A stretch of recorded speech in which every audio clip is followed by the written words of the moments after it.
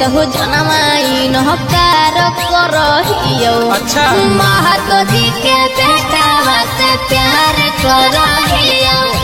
महतो जी के बेटा से प्यार करहियो।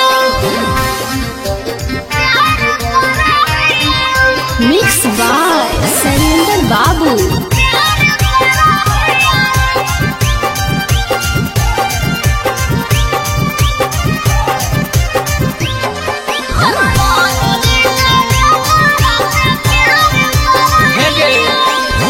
तोरा ला भरा बस नहीं हो छौड़ी डर गे कर दे तो भरा में घुस के मर्डर रे।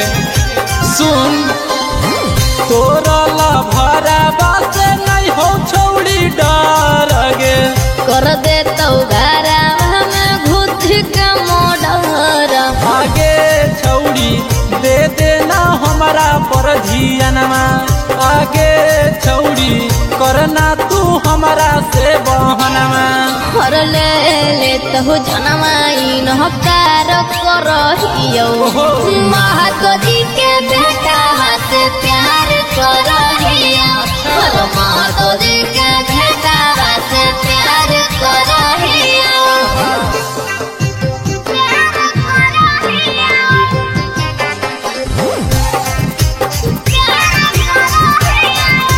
माँ प्रतिमा रिकॉर्डिंग स्टूडियो शेखपुरा।